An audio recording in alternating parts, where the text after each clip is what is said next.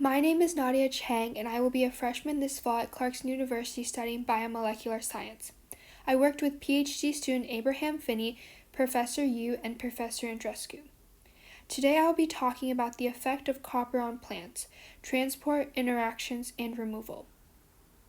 In this study, we investigate how heavy metal transporters are regulated under copper-limiting conditions in the plant ERAPS thaliana. We focus on two gene families, including the copper transporter genes and the heavy metal ATPases.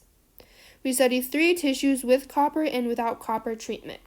The three tissues are the leaves, the floral buds, and the mature flowers.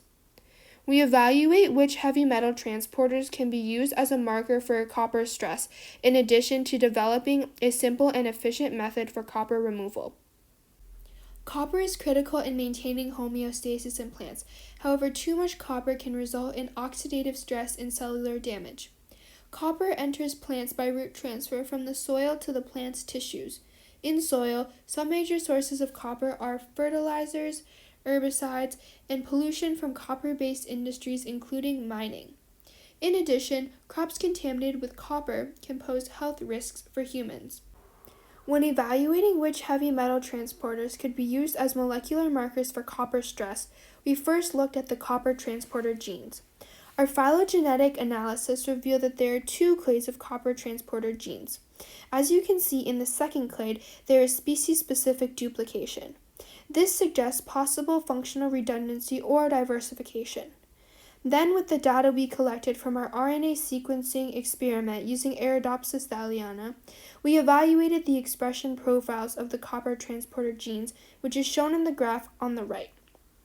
The graph shows that the COP1 gene and the COP2 gene could be used as indicators for copper based on their expression profiles. The graph also shows that each of the genes has a different function depending on the tissue. Next, we examine the heavy metal ATPases. The phylogenetic analysis revealed that there are four clades of heavy metal ATPases. As you can see in the fourth clade, there is species-specific duplication. This suggests possible functional redundancy or diversification. Then, with the data we collected from our RNA sequencing experiment using ERAPS thaliana, we evaluated the expression profiles of the heavy metal ATPases, which is shown in the graph on the right. This graph also shows that the HMA2 gene could be used as an indicator for copper based on its expression profile. The graph also shows that each of the genes has a different function depending on the tissue. Moving on to copper removal. As you can see, there are three main methods of copper removal, including physical methods, biological methods, and chemical methods. In this study, we use a chemical method. We develop 3D printed hydrogels to capture copper ions from the environment. When fabricating the ink for our 3D printed hydrogels, we used biopolymers due to their high capacity and easy biodegradability. We chose to use alginate due to its easy accessibility and biocompatibility, and we chose to use gelatin due to its good thermal stability in the environment and its considerable cross-linking potential. Finally, we used PEI due to its ability to form strong cross-links with copper ions.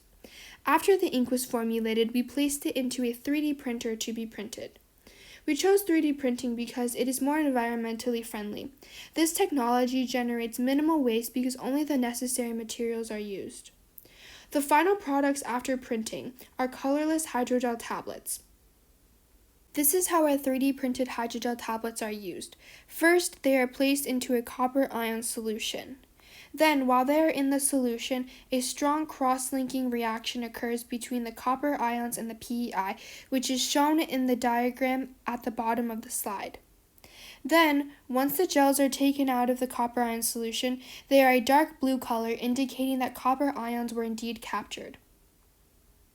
We already have obtained some preliminary results.